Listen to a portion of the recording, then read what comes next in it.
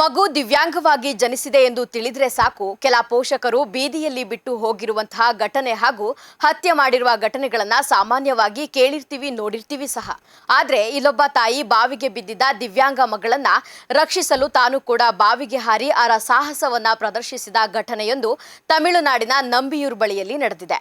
ನಂಬಿಯೂರು ಬಳಿಯ ಅಯ್ಯಂಕಟ್ಟು ತೊಟ್ಟಂನಲ್ಲಿ ಊಂಜಾಪಾಳಯಂನ ಸುಂದರಂ ಅವರ ಪುತ್ರಿ 27 ವರ್ಷದ ದಿವ್ಯಾ ಚಿಕಿತ್ಸೆಯನ್ನ ಪಡಿತಾ ಇದ್ರು. ಈ ವೇಳೆ ದಿವ್ಯಾ ಆಯ ತಪ್ಪಿ ಬಾವಿಗೆ ಹಾರಿದ್ದಾಳೆ. ವಿಚಾರ ತಿಳಿಯುತ್ತಲೇ ಆಕೆಯ 55 ವರ್ಷದ ತಾಯಿ ಮುತ್ತುಮಣಿ ತನ್ನ ಮಗಳನ್ನ ರಕ್ಷಿಸಲು ತಾನು ಕೂಡ ಬಾವಿಗೆ ಹಾರಿದ್ದಾರೆ. ಮುತ್ತುಮಣಿ ಬಾವಿಗೆ ಹಾರಿದ ಬಳಿಕ ತನ್ನ ಮಗಳನ್ನ ಮುಳುಗದಂತೆ ಹಿಡಿದು ಹಗ್ಗವನ್ನ ಕೂಡ ಹಿಡಿದಿಟ್ಟುಕೊಳ್ಳುವಲ್ಲಿ ಯಶಸ್ವಿಯಾಗಿದ್ದಾರೆ. ತಕ್ಷಣ ಅಲ್ಲಿಗೆ ಆಗಮಿಸಿದ ಜನರಿಗೆ ನಡೆದ ಘಟನೆಯ ಬಗ್ಗೆ ಅರಿವಾಗಿದ್ದು ಕಸ್ತೂರು ಪೊಲೀಸರು ಮತ್ತು ನಂಬಿಯೂರು ಅಗ್ನಿಶಾಮಕ ದಳಕ್ಕೆ ಮಾಹಿತಿಯನ್ನ ನೀಡಿದ್ದಾರೆ.